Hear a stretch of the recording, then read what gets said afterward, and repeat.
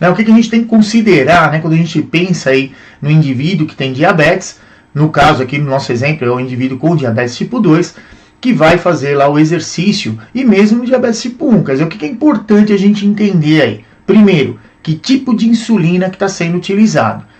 Isso aí a gente sabe que no mercado, o que a gente tem aí, diferentes tipos de insulina com diferentes tempos de ação. Então tem mudança lá na cadeia proteica e, consequentemente, o que você tem aí? Uma situação onde a gente tem as insulinas de curta duração, quer dizer, aquelas que vão ter um tempo de duração curto, vai fazer efeito rápido. Tem aquelas de efeito regular, né, um pouco mais prolongado do que as de curta duração.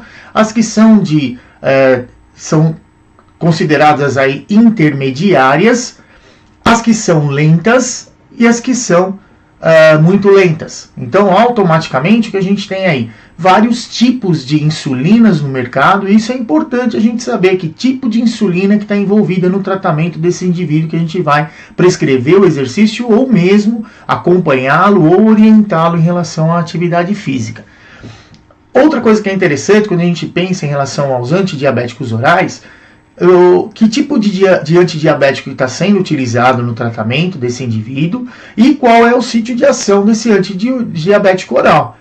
Que a gente sabe que no mercado que a gente tem aí medicamentos que vão lá trabalhar como anti-hiperglicemiante, quer dizer, não vai deixar a glicemia aumentar. Aqueles que são hipoglicemiantes, aqueles que vão fazer com que o pâncreas produza um pouco mais de insulina ou sensibilize os receptores de insulina nos diferentes tecidos para tentar diminuir a dosagem de glicose que está lá circulando no sistema.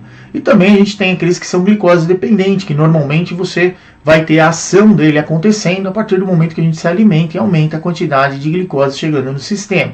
Então precisa entender que tipo de medicamento está sendo usado, qual é o sítio de ação desse medicamento e a relação que existe aí no risco de vir a ocasionar hipoglicemia lá durante ou após o exercício, ou muitos também, como esses que são glicose dependentes, normalmente a gente tem aí um baixo risco em relação a quadros de hipoglicemia. E também que tipo de exercício que a gente vai fazer. Então a gente já comentou anteriormente, né, em outros vídeos aí que a gente já postou, que normalmente aquele exercício que é cíclico, quer dizer, o exercício que as pessoas normalmente chamam aí de aeróbio, ele normalmente tem aí uma velocidade de diminuição na glicose que tem no sangue maior quando comparada à quantidade de glicose que vai ser removida do sistema, do sangue, quando a gente faz exercício, por exemplo, de musculação, exercício de fortalecimento. Então a gente sabe que dependendo do tipo de exercício, a gente já sabe que fisiologicamente qual a resposta que a gente vai ter. Então de primeiro momento é importante a gente levar isso em consideração, sempre pensando por questão de segurança, medir a glicemia antes de começar o exercício, levar em consideração qual o medicamento, aí, o antidiabético oral que está sendo utilizado no tratamento, se usa insulina, que tipo de insulina, em que momento de ação dessa insulina, tá?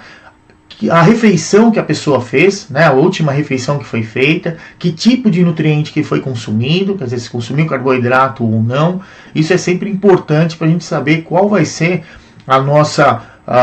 o nosso comportamento ou a nossa atitude em relação a minimizar aí o risco de hipoglicemia e garantir que a pessoa tenha aí prazer em fazer o exercício e não ficar depois aí com mal-estar e querer desistir de continuar treinando ou fazendo o exercício.